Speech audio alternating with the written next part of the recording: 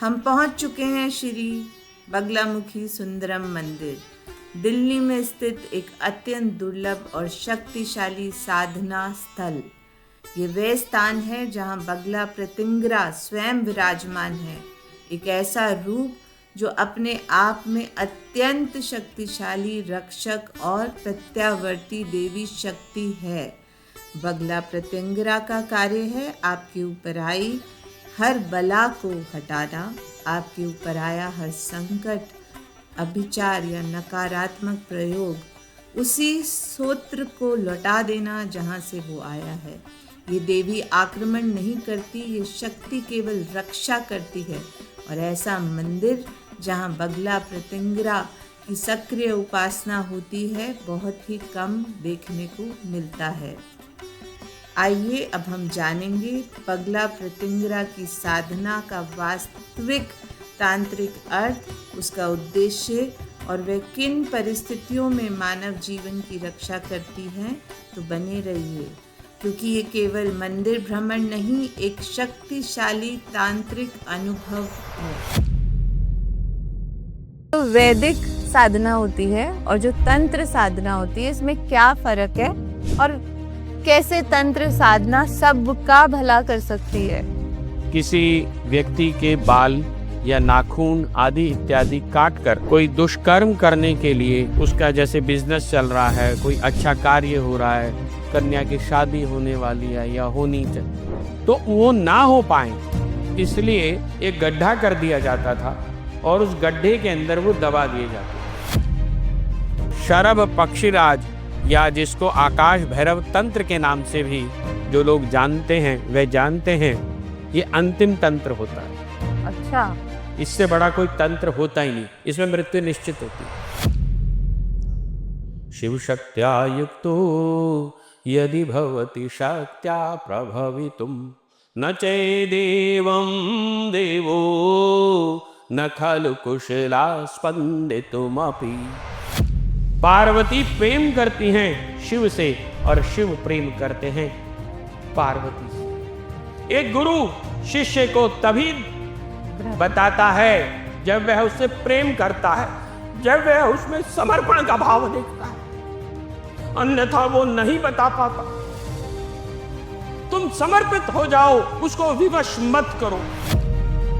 जिसे अभी मान और सम्मान में ही पड़ी हुई है, इसका मतलब तुझे संसार प्यारा है, शिव प्यारा नहीं है। तो आप बताएंगे कि भगवान शिव और ये 10 महाविद्या, इनमें क्या कनेक्शन है? ये 10 की 10 महाविद्याएं शिव की ही है, शिव से भिन्न नहीं। तू हिंदू है, तू ब्राह्मण है, तू ये है, तू वो है, तू भारतीय है, फिर अब तुझे ये पढ़ना है, अब तुझे ये पढ़ना है, अब तुझे MBA करना, अब तुझे ये करना, अब तुझे शादी करनी, अब तुझे बच्चे पैदा करने, ये तेरी रेस्पॉन्सिबिलिटी है।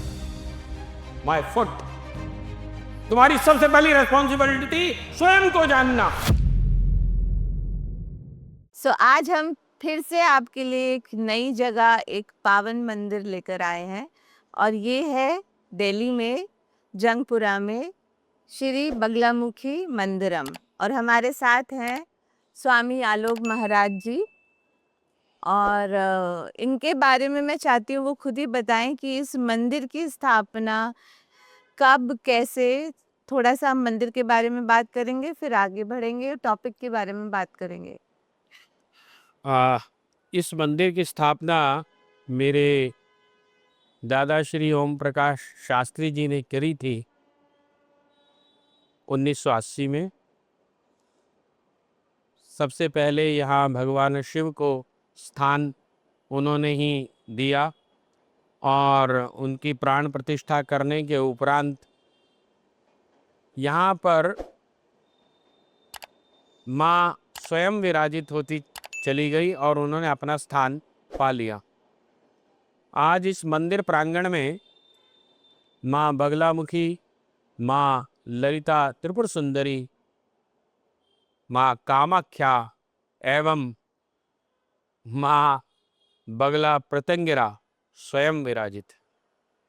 जब मैं बगला प्रतिंगरा शब्द मात्र बोलता हूँ तो मेरे हृदय में एक भाव जागृत होता है। वह भाव ही इतना मुझे भाव विभोर करता है, क्योंकि यहाँ मंदिर प्रांगण में आने वाले विशेष रूप से प्रत्येक रविवार साधक गण भक्तगण अपनी अपनी समस्याएं लेकर के आते हैं और हम यहाँ पर निशुल्क यज्ञ का आयोजन करते हैं। हम किसी से 1 रुपया भी नहीं लेते। माँ बस हमको इतना सक्षम बनाए कि जो जैसी समस्या लेकर के आ रहा है, यदि उसके पास भाव है तो माँ प्रत्यंगिरा उसके कष्ट को इस प्रकार से खंडित कर देती हैं, उसको क्षण नहीं लगता।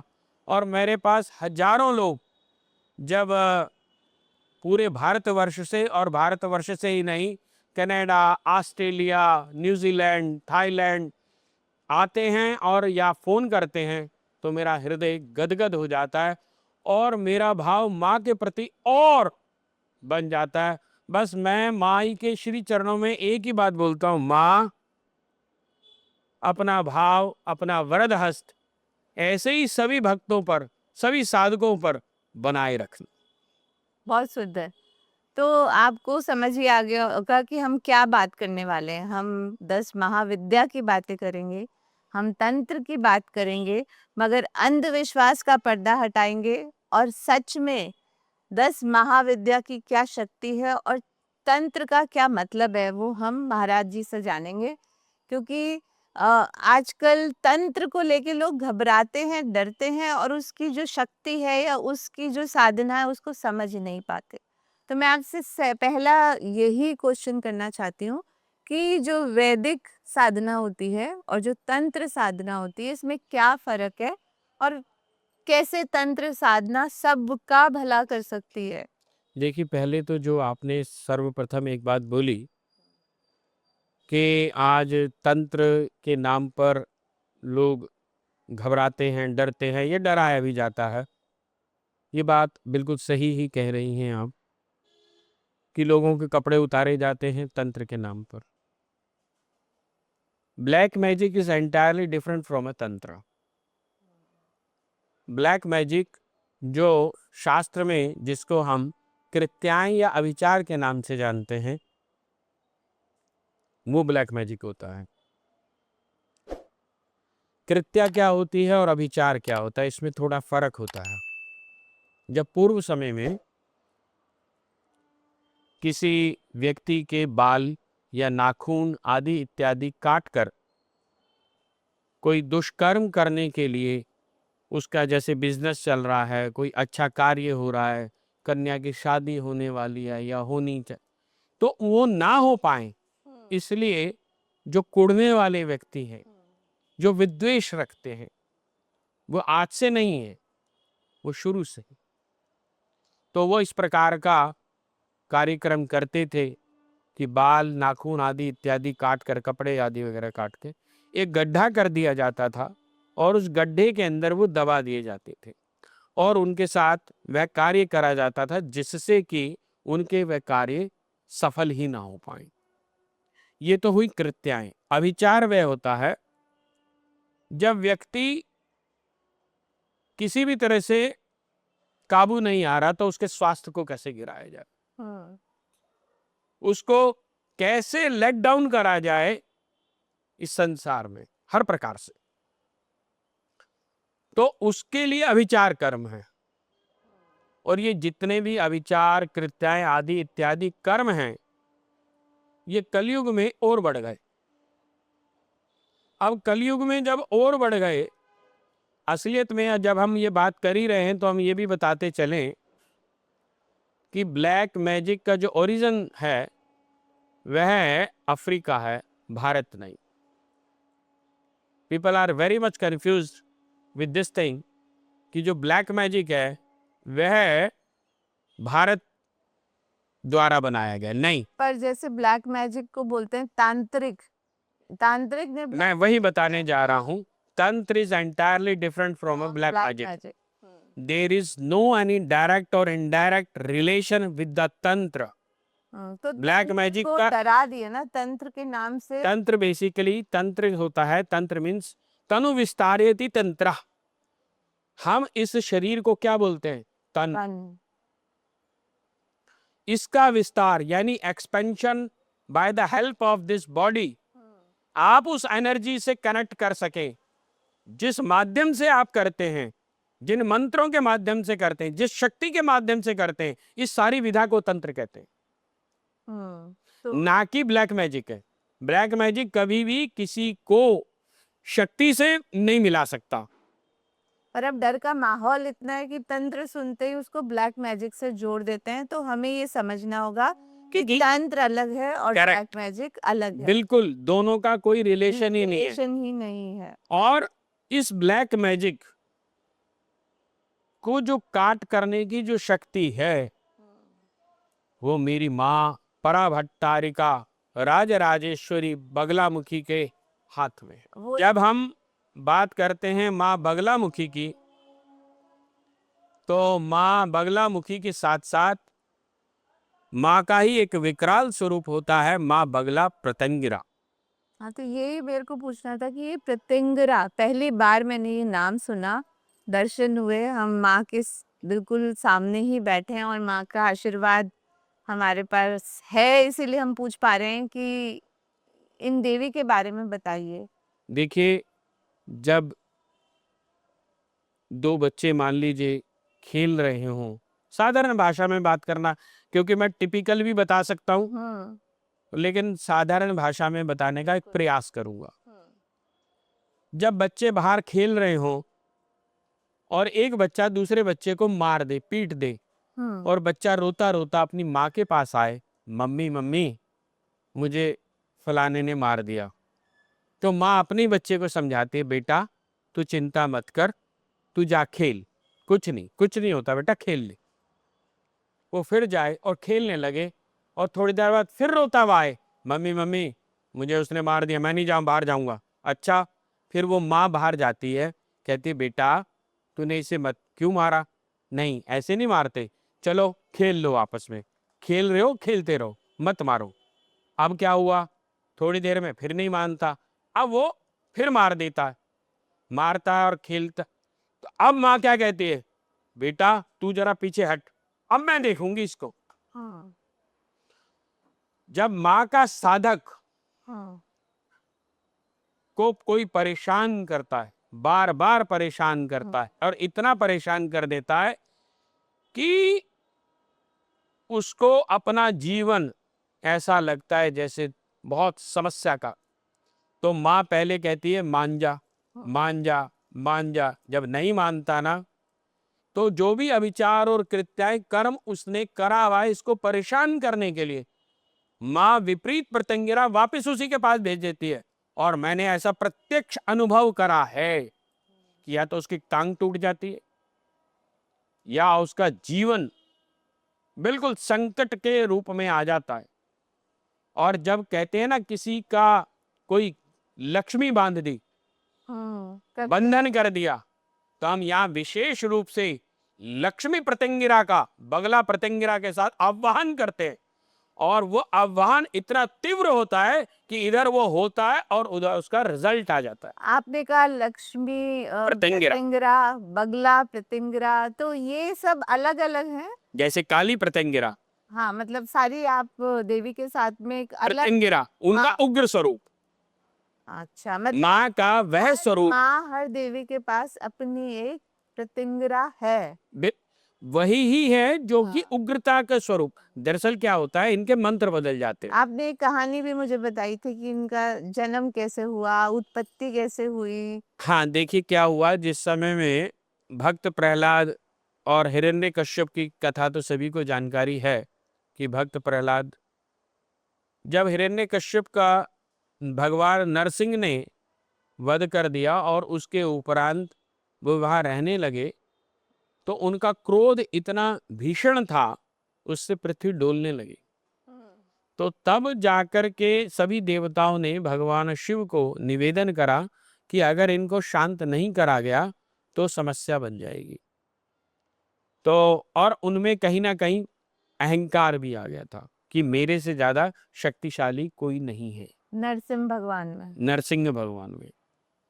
तब भगवान शिव ने शर्व पक्षीराज के रूप में अवतार लिया और शरभ पक्षीराज या जिसको आकाश भैरव तंत्र के नाम से भी जो लोग जानते हैं वे जानते हैं, ये अंतिम तंत्र होता है। अच्छा, इससे बड़ा कोई तंत्र होता ही नहीं, इसमें मृत्यु निश्चित होती है।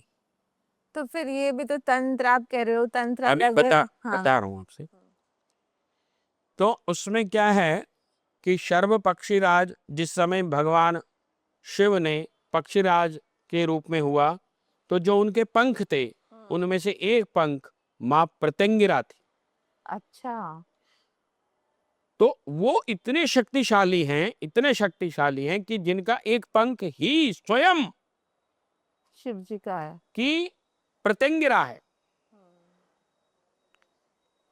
अब प्रत्यंगिरा उग्र स्वरूपा है, वह अपने साधक पर, अपने भक्त पर उसका अहित नहीं होने देना चाहती, अहित देख ही नहीं सकती। जैसे एक माँ अपने बालक को कष्ट में नहीं देख सकती, ऐसे ही मां बगला प्रत्यंगिरा को मानने वाला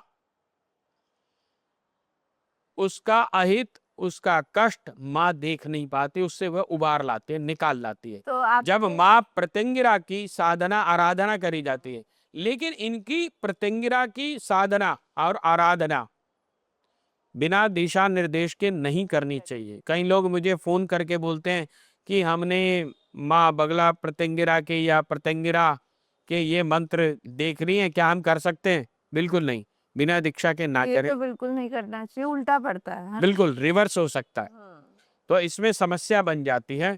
और जैसे अभी हमने चर्चा करी कि माँ बगला प्रत्यंगिरा के जो मंत्र हैं बहुत ही तीव्र गति से, द्रुत गति से साधक को उसके कष्ट से बाहर निकाल लाते हैं। तो मुझे जो समझ आया कि ब्लैक मैजिक नहीं है, मगर माँ कि कोई आप पे कोई गलत धारणा रख रहा है या आपके लिए कुछ गलत कर रहा है, तो माँ उसको वापस भेजती है। वापिस भेज दी। इसलिए इसको हम कहते हैं कि उसके ऊपर बहुत कष्टदायक बनता है जो कर रहा है। अगर कोई गलती कर ही नहीं रहा, किसी ने किसी का कुछ बिगाड़ा नहीं है, वहां नहीं, मगर नहीं, कोई हम वहां नहीं है। हाँ, अगर कोई जैसे आप कह रहे हो ब्लैक मैजिक और तंत्र अलग अलग है, हाँ बिल्कुल। तो तंत्र का काम है आपकी सुरक्षा करना, जो मुझे तंत्र का मतलब होता है आप बताया। हाँ जी। जो एनर्जीज हैं उसको चैनलाइज करना। सबसे पहले हमें अब यहाँ जानना होगा, चाहे फिजिक्स के रूप में, चाहे तंत्र के रूप में, चाहे वेदांत के रूप में, सभी जगह में एक बात आती है कि जब कुछ भी नहीं था, बिल्कुल। जब ये ब्रह्मांड भी नहीं था, ना पृथ्वी थी, ना आकाश था, ना कुछ था, कुछ था ही नहीं, तो उस समय में एक नाद उत्पन्न हुआ। अच्छा, उस नाद से शब्द की उत्पत्ति हुई। और आज मतलब कंपन, नाद मतलब एक sound, kind of sound, sound. समझाने के लिए। लेकिन असलियत में अभी हम उसके फिर भी चर्चा करते हैं। नाद मीन्स एक कह सकते हैं आप, साउंड भी कह सकते हैं, लेकिन असलियत में साउंड भी नहीं मैं उसको कहूंगा। तो वहां से एक शब्द की उत्पत्ति हुई और उस शब्द से इस संसार की रचना शुरू हुई। अच्छा, ब्रह्मांड के अंदर ठीक वही चीज जब एक साधक साधना में उतरता है गहरे,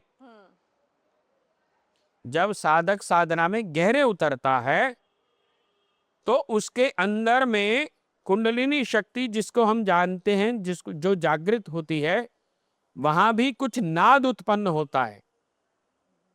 दुर्गा सप्तशती में इसको अलग अलग शब्दों में बताया। बहुत सारे लोग इसको इस तरह से कह देते हैं जनरल भाषा में कि जब मैं साधना करता हूं ना, या तो माँ की पाजीब की आवाज आती है कुछ, हाँ बोलते हैं, आवाज आई, कंपन हुई, ये हुआ, खड़े वो हुआ, ऐसा हुआ। हाँ। ये सब चीजें बिल्कुल अलग हैं, ये बिल्कुल सब चीजें अलग हैं। ये अनुभव हैं, ये अनुभव हो रहे हैं शरीर को, अच्छा, इंद्रियों के माध्यम से। अभी हमने इंद्रियों को ही नहीं साधा तो वो अनुभव झूठे होते हैं। पहले हमें इंद्रियों को साधना होगा। जो एक सामान्य व्यक्ति होता है उसका प्राण चलता है। जो एक सामान्य व्यक्ति, जो हमारे हम हैं, हमारे श्वास, वो श्वास और प्राण में फर्क होता है। श्वास, प्राण, संविद, चेतना सब अलग अलग है। प्राण जब एक सामान्य साधक साधना करने के लिए उतरता है तो साधना करते करते उसका प्राण तरल होना शुरू हो जाता है, और नाद की अवस्था जब उसकी जागृत हो जाती है तब वह सिद्ध योगी हो जाता है। जितने भी सिद्ध योगी हुए हैं उनके अंदर श्वास की तीव्रता कम होती है, उनके अंदर प्राण कम चलता है। प्राण चलता है, ऐसा नहीं प्राण नहीं चलता, परंतु नाद की अवस्था जागृत हो जाती है और नाद की ही अवस्था में वो रहते हैं। तब भगवती साक्षात उनके साथ रहती है, यानी उनके अंदर प्रकट स्वरूपा होकर के रहती है। जैसे रामकृष्ण परमहंस, महर्षि रमन, मेरे स्वामी जी महाराज दतिया, ऐसे जितने भी सिद्ध गुरु हुए हैं, महायोगी हुए हैं, ये सब इस प्रकार के हुए हैं जिनको वह अनुभव के स्वरूप में या शक्ति साक्षात स्वरूप में उनके साथ विराजती है। वो नाद का स्वरूप है। और शक्ति हम कन्या को भी मानते हैं। कन्या पूजन और तंत्र, इसका क्या एसोसिएशन है वो भी हम जानना चाहेंगे कि नवरात्रि में हम कन्या पूजन करते हैं, तंत्रों में भी कुछ है ऐसा? देखिए, जगत गुरु शंकराचार्य सौंदर्य लहरी के प्रथम श्लोक में डिंडिम नाद करते हैं, शिव शक्त्या युक्तो यदि भवति शक्त्या प्रभवितुम न चेदेवं देवो न खलु कुशला स्पंदितुमपि। तात्पर्य क्या है? तात्पर्य ये है कि जब हम एक चना लेते हैं ना, उसके दो पार्ट होते हैं। जब आप उस चने को पानी में भिगोते हैं रात्रि में, तो एक दिवस के उपरांत उसमें से अंकुर फूट जाता है। अब हमें ये जानना होगा कि जब कहीं भी कोई अंकुर फूटता है तो दो भिन्न ऊर्जाएं होती हैं, जिसको हम एक मेल और एक फीमेल के नाम से जानते हैं। बताइए मुझे कि उस चने के दो पार्ट में कौन सा मेल था, कौन सा फीमेल था, और अंकुर कैसे हुआ? तो इसका मतलब फीमेल ही है, अंकुर तो वही होएगा ना? शिव शक्त्या युक्तो यदि भवति, शिव ने ही जब ये इच्छा करी, एको हम बहुत श्यामा, मैं एक हूं बहुत हो जाऊं, ये जो इच्छा है यही उमा है। अच्छा, यही ही पार्वती है। अकार उकार मकार अर्धेन्दु बिंदु नाद नादांत व्यापनी शक्ति सबना एवं उन्मना। उन्मना शक्ति, उन्मना अवस्था ही सिद्ध के अंदर शिव की अवस्था हो जाती है। जब आ स्वयं शिव है, आ अकार हट जाता है, उकार और मकार बचता है, यही उमा है, यही प्रकृति है। उकार और मकार का मिलना ही प्रकृति का निर्माण है। सात्विक, राजसिक और तामसिक। सात्विकता प्रत्येक व्यक्ति के अंदर, अगर मैं इसको समझाने के लिए समझे हम को, अगर एक सिद्ध साधक है तो उसमें 33% सात्विक गुण है, राजसिक गुण और तामसिक गुण, जिनमें तामसिक वृत्ति का अधिक हो जाता है। अब ये कोई कहे कि तामसिक चाहिए ही नहीं, तो यहां भी गलती है। यदि आप व्यक्ति के अंदर, सामान्य व्यक्ति के अंदर 33%, समझाने के लिए सर समझा रहे हैं कि तामसिक वृत्ति नहीं होगी तो वो रात्रि में नींद नहीं ले पाएगा, सो ही नहीं पाएगा। राजसिक नहीं होगा तो उसकी इच्छा ही नहीं रहेगी कि मुझे मोक्ष भी चाहिए, मुझे भगवती के दर्शन करने, ये भी तो एक इच्छा है। मुझे संतान का लालन पालन करना, ये भी एक इच्छा है। मुझे घर बनाना है, ये भी एक इच्छा है। मुझे मान सम्मान प्रतिष्ठा यश ये सब चाहिए, ये भी एक इच्छा है। वह इच्छा किस दिशा की तरफ चल रही है, ये राजसिक वृत्ति है। अब जिसमें अधिक राजसिक वृत्ति होगी वो सिर्फ इसी लालसा में जिया जाएगा कि मेरा मान कहाँ, अपमान कहाँ, सम्मान कहाँ, ये इसी में ही जिएगा। अब हम बहुत बार एक हमने प्रसंग सुना है सती और पार्वती का। मेरा वो सवाल कन्या पूजन वाला। कन्या पूजन, जब हम नवरात्रि में कन्या पूजन करते हैं, शास्त्र और विशेष रूप से तंत्र, तंत्र जो है भेद नहीं रखता, तंत्र तो भेद हटाता है। जब हम 9 कन्याओं का, अब देखिए यहां समझने वाली बात है, अब एक साधक, एक व्यक्ति जब अपने घर में कन्या को बुला के लाता है, और कन्या को ऐसे नहीं बुलाया जाता है जैसे आज बुलाते हैं, इसका भी एक तरीका है। अच्छा। ऐसा नहीं होता रास्ते में जा रहे हो, आजा भाई, आजा आजा आजा, चलो चलो चलो चलो, हाँ, जो आजकल ऐसे नहीं होता। हाँ। कन्या का जो तांत्रिक तरीका है वो क्या है, एक दिन पूर्व में जा करके उनको विशेष रूप से पान और सुपारी, निमंत्रण पत्र दिया जाता है कि हे माँ, तू मेरे घर में आना, मुझे अपनी कृपा दृष्टि देना। तब वह आती है साक्षात स्वरूप में। और 9 कन्याएं अलग अलग उम्र की कन्याएं होनी चाहिए, पहली वर्ष की और 9 वर्ष की। अच्छा। 1 वर्ष से लेकर 9 वर्ष तक की सारी कन्याएं होनी चाहिए, और एक ब्राह्मण की कन्या, एक धोबी की कन्या, एक नाई की कन्या, प्रत्येक जाति की कन्या होनी चाहिए तंत्र के अनुसार। तंत्र क्या कह रहा है, इसका मतलब तंत्र भेद कर ही नहीं रहा, तंत्र तो ये कह रहा है भेद हटाओ। और जिस कन्या के आप पैर पखार करके, उसको तिलक लगा करके, उसको आप भोजन करा रहे हैं, आप उसको ससम्मान उसको कुछ दे रहे हैं, तो उसमें उस कन्या जब जैसे जैसे वो बड़ी भी होगी, तो क्या आप उसके अंदर गलत दृष्टि रख पाएंगे? यह है तंत्र की दृष्टि। जब आप कन्या में मां का स्वरूप देखेंगे, जब एक स्त्री में मां का स्वरूप देखेंगे, तब आप उसके साथ व्यभिचार कैसे कर पाएंगे? नहीं कर पाएंगे। मतलब ये एक तरीका था सिस्टम को चलाने का।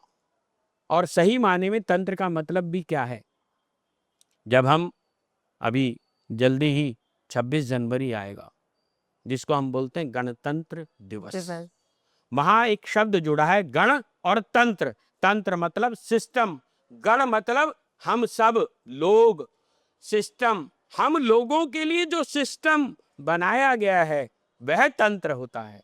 यानी जिस तंत्र के माध्यम से हम उस भगवती को प्राप्त कर सके। आपको ये किसने बताया कि जब आप हनुमान जी के मंदिर में जाएं तो आप चमेली का तेल लेके जाएं, सिंदूर लेके जाएं, हैं? ये भी तो एक तंत्र सिस्टम है ना।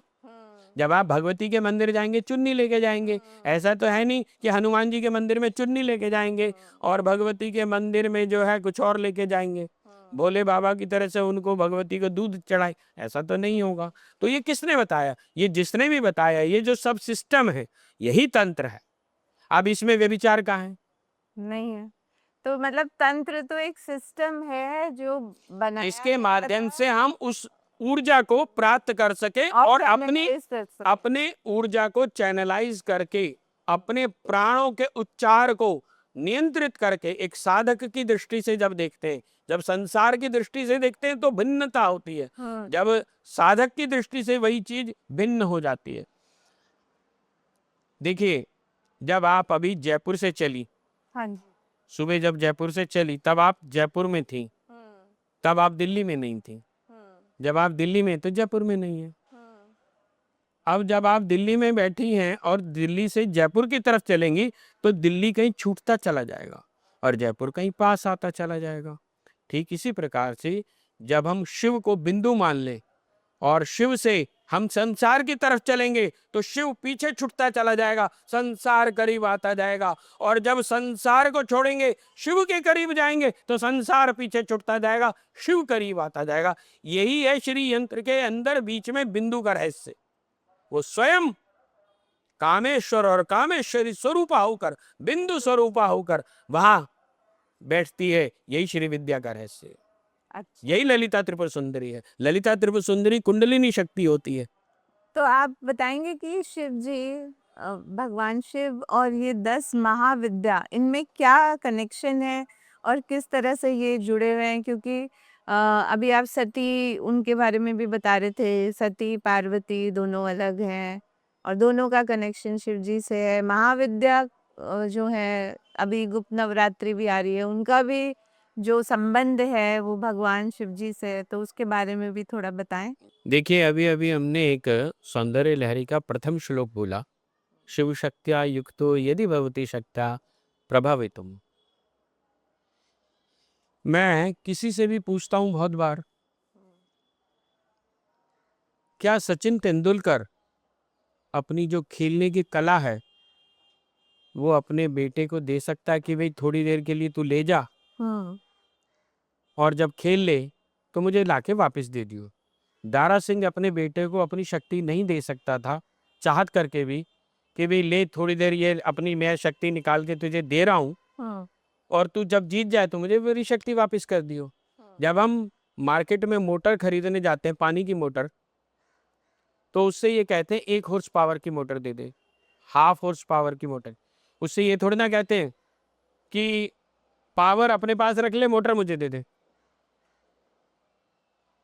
शिव कभी भी शक्ति के बिना रहते ही नहीं। ये 10 की 10 महाविद्याएं शिव की ही है, शिव से भिन्न नहीं है।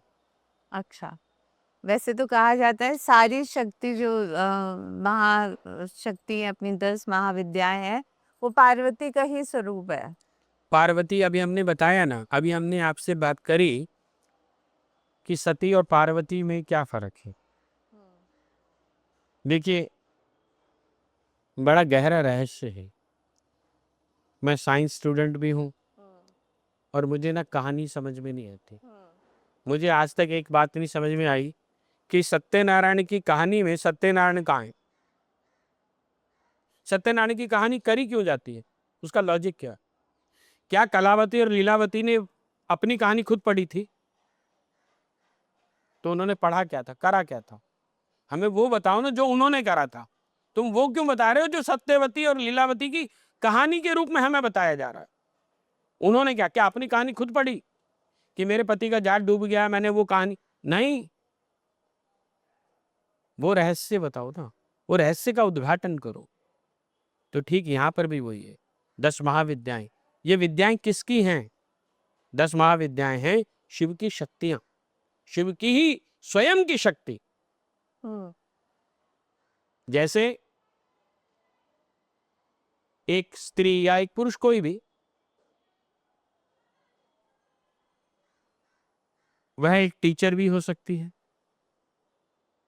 तो जब वो टीचर होती है तो अपने स्टूडेंट से जो उसका रिलेशन होता है, क्या उसका वही रिलेशन होता है जो उसके पति के साथ होता है? तो क्या जो अपने बेटी या बेटे के साथ होता है, क्या वही स्टूडेंट के साथ होता है? सबके साथ अलग अलग है। तो ये जो व्यवहार है उसके अनुसार ही शक्तियों का प्रदर्शन है। शिव की ही शक्तियां हैं, परंतु एक कंट्रोलिंग पावर है जिसको हमने बगलामुखी के रूप से जाना। जैसे गाड़ी है एक पूरी, अब गाड़ी में जो ब्रेक कंट्रोलिंग पावर है वो बगलामुखी है, और जो उसका सौंदर्यता है, जो गाड़ी देखते के साथ ही हम कहते हैं अरे वाह इतनी सुंदर गाड़ी, इतनी लग्जरियस, इतना एसी, इतना अच्छा है, ये ललिता त्रिपुर सुंदरी। और जो उसकी गति है, जो वो चलती है, वो काली है। काल नियंत्रणात् काली, जो काल को नियंत्रण कराए। काल, what the mean of the काल? काल मीन्स टाइम, जो टाइम को गति दे, जो समय को गति दे, जो समय को चलाए। समय कौन? समय स्वयं शिव है, और शिव को, उस समय को चलाने वाली शक्ति काली। इसीलिए तो उसने पैर रखा हुआ है किस पे? शिव पर। और वो शिव कौन है? एक साधक। जब साधक साधना करने के लिए तैयारी करता है अपनी, तो सबसे पहले काली परीक्षा लेती है। बिना परीक्षा के यहां कोई आगे नहीं जाता।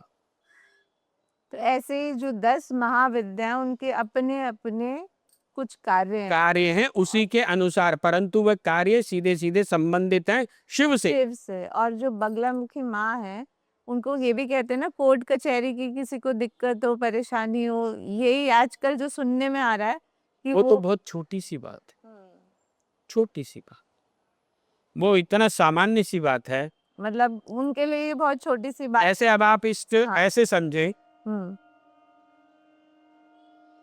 आप अपने बच्चे को पढ़ाने बैठी, आपने बोला कि बेटा ये चैप्टर फटाफट पास याद कर ले, तेरा कल इसका एग्जाम है, और जब तू एग्जाम में पास हो जाएगी तो मैं तुझे जो है फलानी जगह घुमाने लेके जाऊंगी, या मैं तुझे फलानी ड्रेस दिला दूंगी, या मैं तुझे चॉकलेट दिलाऊंगी।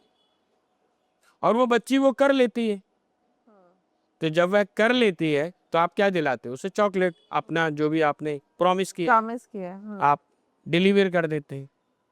तो आपका उद्देश्य क्या था? चॉकलेट खिलाना? नहीं, नहीं, पास कराना। पास कराना, उसका पढ़ाना, उसकी लगन लगाना। हम्म। ऐसे ही जब एक व्यक्ति माँ के पास आता है, माँ मेरा ये कार्य कर देना, हम्म। तो माँ कहती ठीक है कर दिया, ले लॉलीपॉप।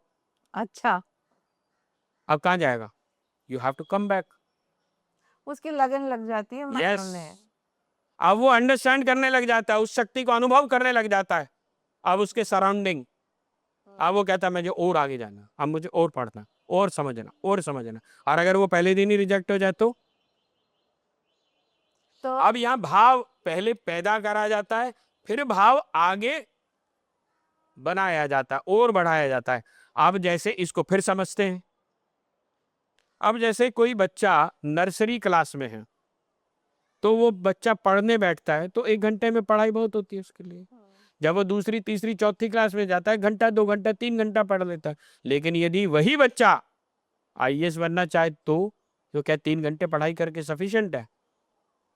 ज्यादा फिर पढ़ना तो उसे 20 घंटे में 24 घंटे में 25 घंटे पढ़ना पड़ेगा। तो जब एक साधक ये प्रण ले लेता है कि मुझे तेरे दर्शन करने, मुझे तेरा स्तनपान करना है, मुझे तेरी गोद में ही मरना है, तो उसे अपना सारा संसार छोड़ करके सिर्फ उसकी चरणों की रज को अपने माथे से लगाना होता है। यहाँ। और उसके लिए जो उसपे मन पर कंट्रोल करने की शक्ति है, और यहां परीक्षा के स्वरूप में उसके मन को डुलाती है, वो बगलामुखी है। तभी उसके हाथ में एक अंकुश है। वो अंकुश स्वरूप में उसके मन को जब एक साधक धैर्यपूर्वक उसकी साधना करता चला जाता है, तो उसका मन उसके कंट्रोल में आ जाता है। पर कोई भी साधक बन नहीं सकता मंत्र के बिना, जब तक कोई मंत्र जाप नहीं करे। तो वो मंत्र आजकल जैसे कई लोग देख के पढ़ लेते हैं, किताब में से पढ़ लेते हैं, यूट्यूब में से उसकी दीक्षा होना और उस मंत्र को किसी गुरु से लेना जरूरी है। मननात् त्रायते इति मंत्र, जो मन का त्राण करे वह मंत्र होता है। और मंत्र और शब्द में फर्क होता है। हम्म। शब्द, कोई भी भाषा, कोई भी आप बात कर रहे हैं सामान्य, वो शब्द होता है। मंत्र वह होता है जिसमें प्राण होता है। जब आप किताब से, यूट्यूब से, कहीं से भी कोई मंत्र उठा लेते हैं तो वह निष्प्राण होता। उससे गुरु फल नहीं मिलेगा। गुरु जब अपने दीक्षा के उपरांत उसको वह मंत्र देता है तो उसमें अपना प्राण भी देता है, उसमें शक्ति देता है। जब वह शक्ति दीक्षा के स्वरूप में मंत्र उसको मिल जाता है, और जो उसे दिशा निर्देश मिले होते हैं कि भाई इसको ऐसे ही करना है, जब वह करता चला जाता है विश्वास के साथ, पूर्ण समर्पण के साथ, तो वह ऊर्जा बढ़ती चली जाती है। और जैसे जैसे वह ऊर्जा बढ़ती चली जाती है तो उसके कार्य सिद्ध होने शुरू हो जाते हैं। और यदि उसका बृहस्पति उच्च का है आपकी ज्योतिष की भाषा में, तो भगवती, अब मैं इसको दूसरी भाषा में समझता हूं कि माँ का जब प्रेम उसको मिलना होता है तो उसका बृहस्पति उच्च हो जाता है। ये तो बहाना हो जाता है। तो माँ कहती है संसार हो गया। मैं तो साफ कहता हूं, how many times you will come and sit in the same class. आपको अभी ये पता चल जाए कि आपके 800 जन्म ऐसे थे, आपने 1000 बच्चों को जन्म दे चुकी हो आप तक, आज तक आपने 500 मकान का निर्माण कर लिया, इतने पति और इतने पत्नी बदल दिए, इतने व्यापार बदल दिए, इतना सब खर्च कर दिया, अब तू फिर मेरे पास आई है फिर वही मांगने के लिए कि मेरे पति का ये कर दे और मुझे ये कर दे, मुझे मान प्रतिष्ठा दे दे, तू मुझसे मुझको कब मांगेगी ये बता। तो माँ के लिए जब माँ के लिए वो रोना आ जाएगा वह प्रकट हो जाएगी। जिस दिन माँ के लिए रोना आ जाएगा वह साक्षात आ जाएगी। वही बगलामुखी है, वही प्राण की संचार शक्ति बन जाती है, वही ललिता त्रिपुर सुंदरी खड़ी हो जाती है। बेटी मैं तेरा कब से इंतजार कर रही हूं, तू मेरे लिए क्या मैं तेरे लिए इंतजार, मैं तेरी अपनी बाहें फैला करके मैं खड़ी हूं, तू कब मुझसे मुझको मांगेगी। तभी आपने कहा ये बहुत छोटी सी बात है, माँ से मिलना और माँ को अनुभव करना वो एक बड़ी साधना है। एक और चीज जो मैंने यहाँ पे देखी, कामाख्या माता का जो आपने यहाँ पर योनि की प्रतिमा रखी हुई है, उसके बारे में भी आपने बहुत सुंदर बातें बताई थी, तो वो भी आप थोड़ी बताएं। देखिए, कामाख्या, काम कहते हैं, काम एक बीज स्वरूप है। काम मतलब डिजायर, काम सही माने में कामनाओं, जिसका मणिपुर चक्र बहुत एक्टिव होता है उसकी इच्छा शक्ति बड़ी प्रबल होती है।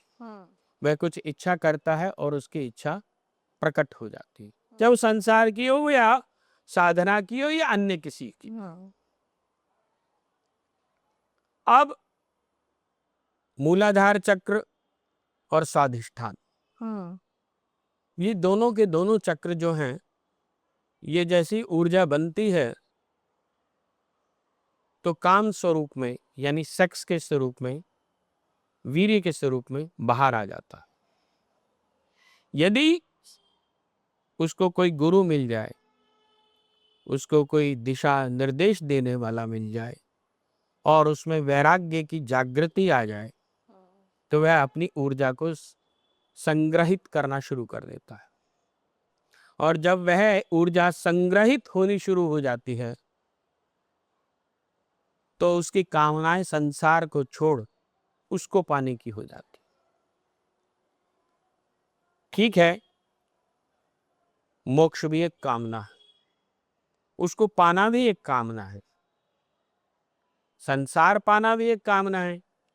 किसी को मर्सिडीज चाहिए, किसी को BMW चाहिए, किसी को PM का पद चाहिए, किसी को CM का पद चाहिए, ये भी एक कामना है। किसी को मान पद प्रतिष्ठा चाहिए, ये कामना है। परंतु वह कामना का बीज क्या है? काम। यदि उस काम को दिशा मिल जाए, उस काम को दिशा मिल जाए, सही दिशा, तो सब कुछ सफल हो सकता है। ये ठीक वैसे ही है जैसे एक किसी के हाथ में कोई डायनामाइट मिल जाए और उस डायनामाइट को वो पहाड़ में लगा के रास्ता बना दे तो रास्ता बन गया। और अगर वही डायनामाइट किसी के मकान के नीचे लगा दे तो मकान गया और 10-20 आदमी भी मर गए। मतलब एक तरफ कंस्ट्रक्शन है, एक तरफ डिस्ट्रक्टिव सोच, यानी उस सोच को बनाने वाली जो शक्ति जहां जन्म ले रही है, यानी कि जो पॉजिटिव थॉट प्रोसेस या नेगेटिव यानी जो कामनाओं को जहां जन्म मिलता है, जिस स्थान पर, जिस बीज के स्वरूप में, वह योनि है और वही कामाख्या है। काम की आख्या, कामनाओं की आख्या, आख्या मतलब दिशाएं, काम को काम से यानी कामनाएं। अब ये काम जो आपने बोला वो कंस्ट्रक्टिव हो, उसको एक दिशा मिलती है, काम आख्या, और आख्या मतलब उसको दिशा मिलना। अब एक तो ये हो गया सरल भाषा में, जिस समय में ब्रह्मांड की रचना हुई और ठीक इसी प्रकार से जब एक साधक के मन में साधना की इच्छा जागृत होती है तो जब वह बिंदु स्वरूप में होती है, उसको गति देने वाली कामकला काली होती है। हम्म। और क्लीम इसका बीज मंत्र बन जाता है।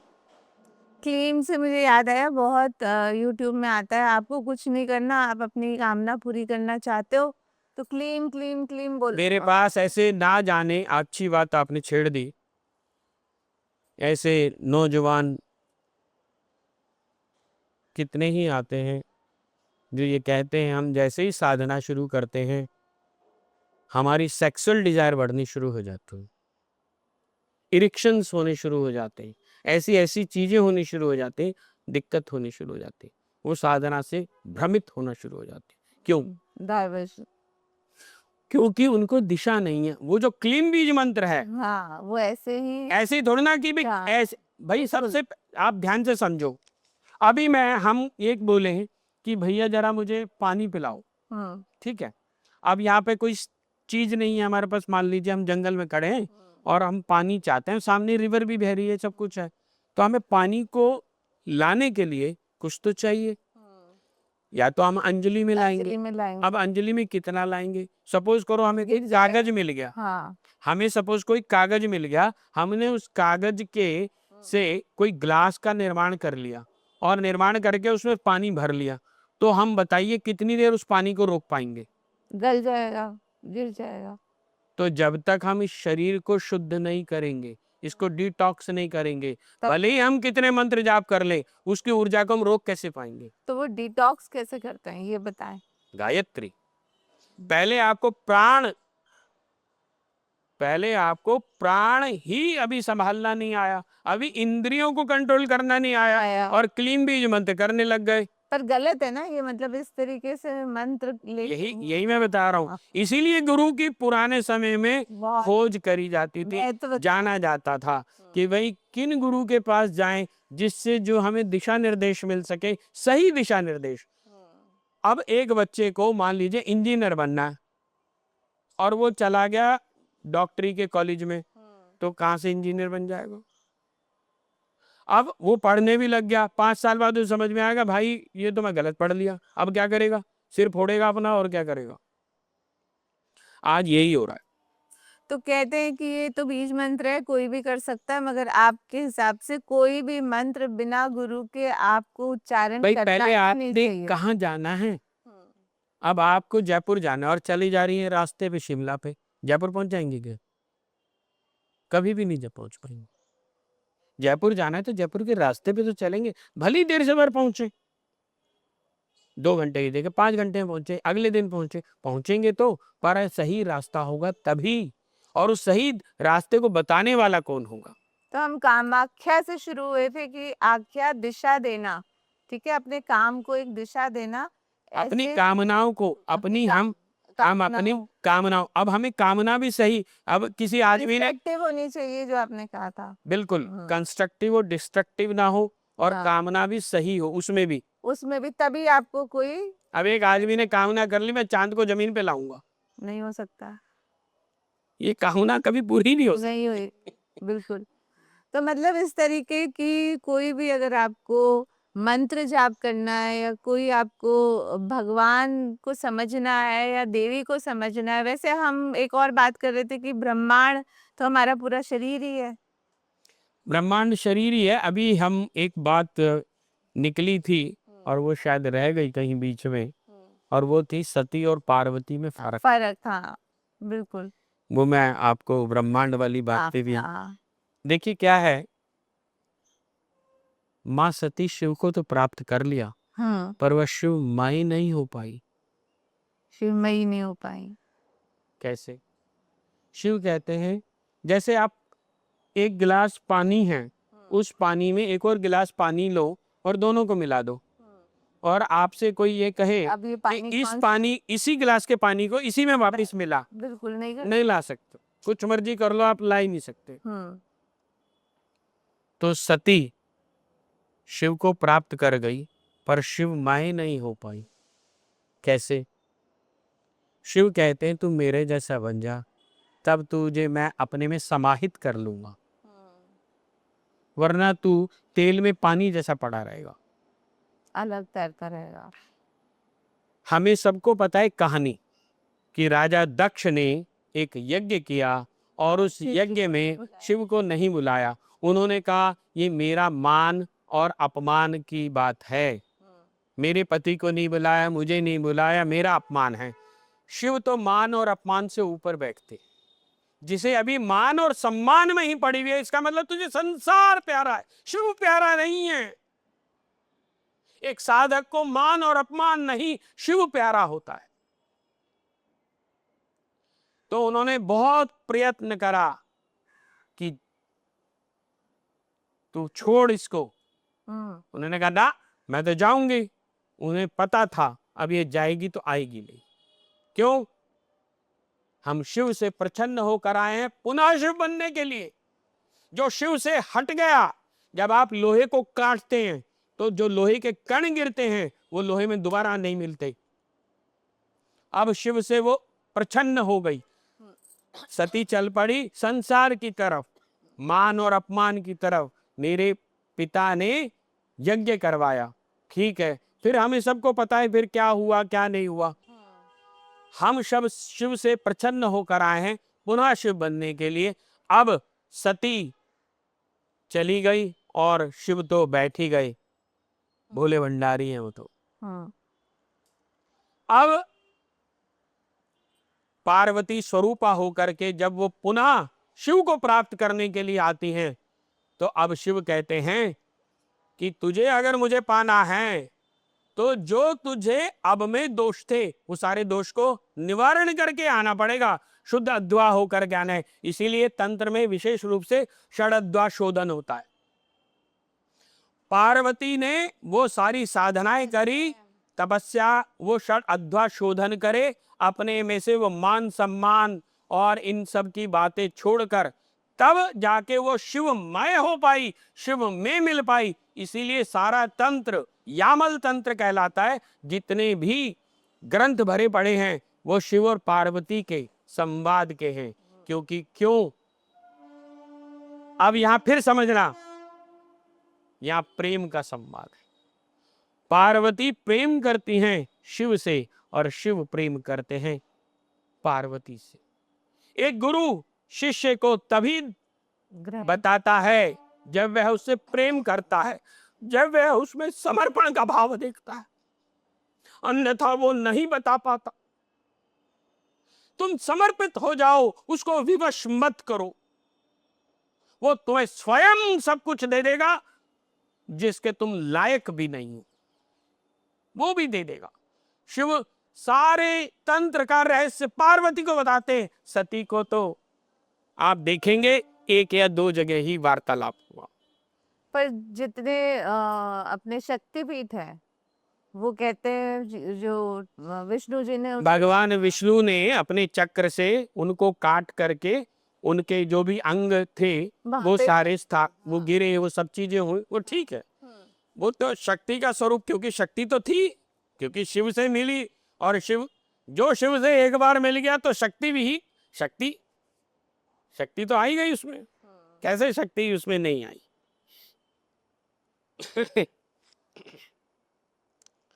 नहीं, शक्तिपीठ के साथ साथ आप वहाँ जाते हैं, वहाँ पर अलग ही अनुभव होता है। और आप देखिए अनुभव, अभी आप बैठी हैं, अनुभव बड़ी बड़ी बातें लोग कर जाते हैं, अनुभव अनुभव अनुभव। मैं अनुभव को बहुत खंडन करता हूँ। अनुभव में मत फंसो। जब जब भी तुम अनुभव में फंसोगे तुम भगवती से दूर हो जाओगे। तो हम क्या बोले? आप जो फील कर रहे हो उसको अनुभवी तो बोलेंगे। आप एक बात बताओ, ध्यान से समझना इस बात को। जब आप मान लीजिए कोई साधना में है, आपका ध्यान लग गया, ध्यान कहाँ लगा? भगवती में। अनुभव कहाँ आया? शरीर में। हमारा ध्यान कहाँ लगा हुआ था? भगवती में। भगवती ने एक हमारे को अपने से हटा करके अनुभव में ले आई। अनुभव कहाँ आया? शरीर में। हमने किसको छोड़ दिया? भगवती को। कहाँ आ गए? शरीर में। वही जो अभी मैंने बात करी कि हर चीज तो शरीर में है, भगवती भी कोई हमसे अलग है क्या? भगवती हमसे बिल्कुल अलग है। हम सही मायने में उसको अशुद्ध है ना, हमें शुद्ध करना है। यही तो ये हमारा बात है। प्रयोजन क्यों है, हम आए क्यों हैं। नहीं, शुद्ध करना है, वही जो डिटॉक्स की बात मैंने कहा, कैसे करें शुद्ध हम हमको खुद को, पर मिलना तो बाद में भगवती से ही है। जब तक हम करेंगे नहीं तब तक मिलेंगे कैसे। यही तो कर्म है। हमने जिसको कर्म मान लिया वो कर्म थोड़ी ना है। हमने हमें उसने भेजा, जा तू अपने को पहचान, अध्यात्म अपनी आत्मा के अध्ययन को कर है। और हमने क्या करना, पैदा होते के साथ ही सबसे पहले हमारा एक नाम रख दिया, तू हिंदू है, तू ब्राह्मण है, तू ये है, तू वो है, तू भारतीय है। फिर अब तुझे ये पढ़ना, अब तुझे ये पढ़ना, अब तुझे एमबीए करना, अब तुझे ये करना, अब तुझे शादी करनी, अब तुझे बच्चे पैदा करने, ये तेरी रेस्पॉन्सिबिलिटी है।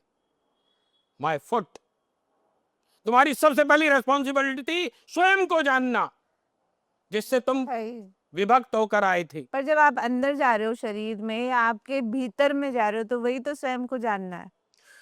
अभी तो हम बाहर भाग रहे हैं ना, एमबीए कर रहे हैं तो कहाँ जा रहे हैं। हम जब मान प्रतिष्ठा के पीछे भाग रहे हैं तो कहाँ जा रहे हैं। हम जब बच्चे पैदा कर रहे हैं तो कहाँ जा रहे हैं। हम जब पति के सुख की कामना कर रहे हैं तो कहाँ जा रहे हैं, अपने से दूर। तो अब मैं यहाँ पर आपको यही बताना चाहूंगी कि जब तक मेरे को ये अनुभव नहीं होगा कि ये सब चीजें खराब है या ये अर्थहीन है, अर्थ सारा यहाँ है, तब तक मैं वो अनुभव नहीं है, यही तो पीड़ा है। ये तो पीड़ा है, तभी तो मानेगा, तभी तो वो अलग अलग पीड़ाएं देती है। तुझे पुत्र की कामना थी ना, अच्छा तुझे पुत्र चाहिए था, बहुत पुत्र बना लिया ना, पुत्र बना लिया। अब अंतिम अवस्था में क्या हुआ, उस पुत्र ने ही लात मारी।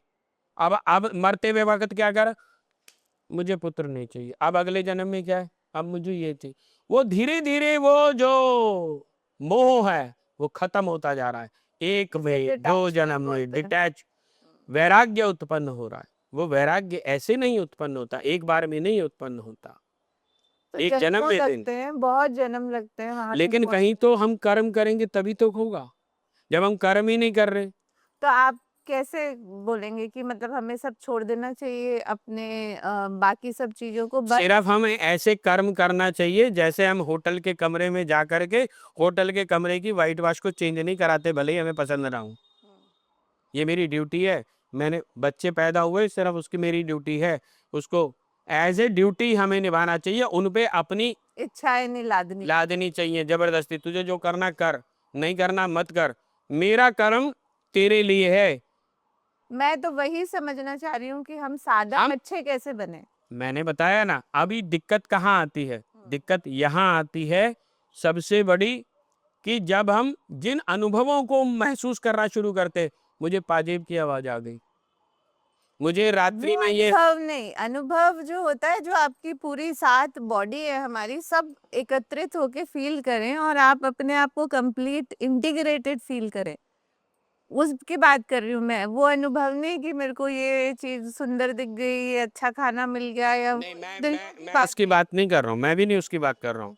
जब आप कोई व्यक्ति साधना में उतरा हुआ है, सबसे साधना पहले तो खुद में रहना और अपने सारे जो शरीर है हमारे साथ, जो दिखते भी नहीं है, उनको साथ रखना, तभी आप देखिए, उसमें से एक आत्मा आप बात आपके तो समझिए पहले तो। हम जब एवरेस्ट पे चढ़ते हैं तो एवरेस्ट पे चढ़ने के हो सकता है अलग अलग भिन्न भिन्न रास्ते होंगे, एक रास्ता तो होगा नहीं।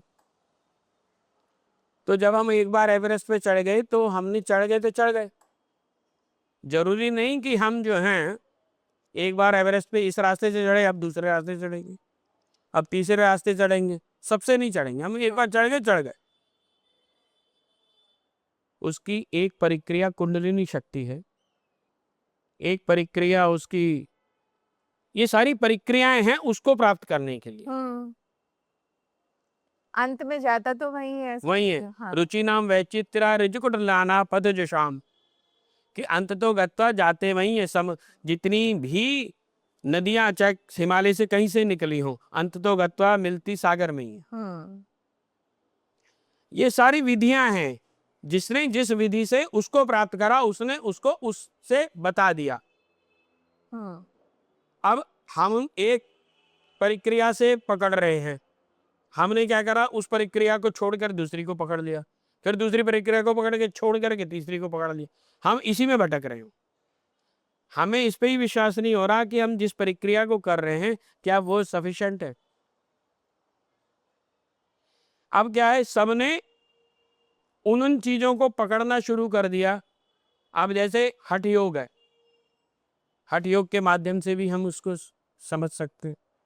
हठ योग क्या है? हठ योग ये है कि हम अपनी शरीर को एक यौगिक क्रिया के माध्यम से इसको स्टिफ बना रहे हैं कि भाई हमारे पर बाह्य जितने भी संसार हैं या बाह्य जो भी कुछ है उससे हमारे मन को कोई भी फर्क ना पड़े। हम जो काम कर रहे हैं उसी पे रहे। उसी पर कोई क्रिया कोई भी करे, रास्ता कोई भी ले, उसका जो डेस्टिनेशन है वो वहां पहुंच जाए।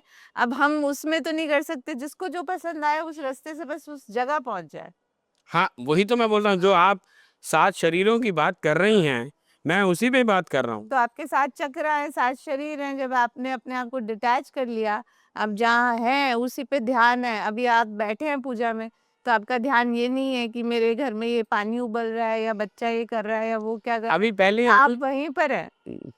ध्यान की अवस्थाएं अलग, जैसे नवदा भक्ति। अब भक्ति की बात करते हैं। भक्ति की वो अवस्था जागृत हो जाती है, एक अंतिम अवस्था जिसमें ये छाती फट करके बाहर आ जाती है, वो भगवती में मिल जाता है।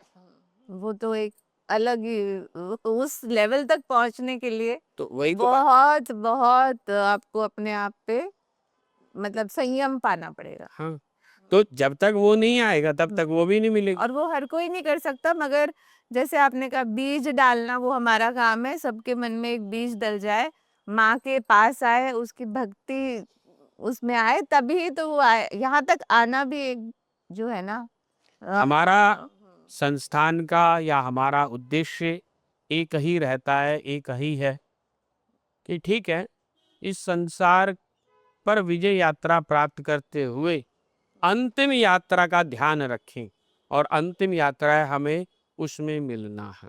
बिल्कुल बिल्कुल सही बोला आपने। और यहाँ आपके लेवल तक पहुँचने के लिए लोगों को बहुत मेहनत करनी पड़ेगी। सबसे पहले तो उनको एक गुरु चाहिए जिससे वो दीक्षा ले सके, आए और समझें। धीरे धीरे होगा, स्टेप बाय स्टेप। एक बात क्योंकि में अभी जैसे माँ बगलामुखी के विषय में भी कि ब्रह्मास्त्र की विद्या क्या है। अब ब्रह्मास्त्र ये जो प्राण को विशेष रूप से, अब ब्रह्मास्त्र की विद्या और ब्रह्मास्त्र में भी फर्क है। अब लोग क्या सोचते हैं कि ब्रह्मास्त्र का कोई मंत्र है, हम इसको चला देंगे और सामने वाला मर जाएगा या हम विजय प्राप्त कर जाएंगे। इतना गलत भ्रम डाला जा रहा है, इतना गलत दिशाओं की तरफ लेके जाया जा रहा है। तो बहुत तो हम तो यही बोलेंगे कि सब आए, गुरुजी से मिलें और जाने कि किस तरीके से आप सही मायने से अध्यात्म से जुड़ सकते हैं, माई से जुड़ सकते हैं, और जीवन में अपना जो ध्येय है, लक्ष्य है, उसको पा सकते हैं। और लक्ष्य एक ही है, वो है आपको माँ का आशीर्वाद मिले। मगर वो आशीर्वाद इतनी आसानी से नहीं मिलेगा, यूट्यूब से नहीं मिलेगा, किसी के किताब देने से पढ़ने से नहीं मिलेगा। वो मिलेगा किसी गुरु के साथ से मिलेगा। तो आप ऐसा ही करिए, इस धाम पर, इस मंदिर में आइए और गुरुजी से मिलिए। अंत में आप कुछ बोलना चाहेंगे ऑडियंस को? बस मैं इतना ही कहना चाहूँगा कि जो भी इस पॉडकास्ट को देख रहे हैं, सबका कल्याण हो। और वो कल्याण यहाँ आके भी होगा। जो आ सके वो ज़रूर आए। आपका बहुत बहुत धन्यवाद। बहुत नई बातें जानने को मिली। मतलब हमारे पास शब्द नहीं है, मगर हमने जो, आप उसको अनुभव नहीं बोलेंगे, हमने जो नया सीखा उसके लिए बहुत बहुत धन्यवाद। जय माई की। जय माई।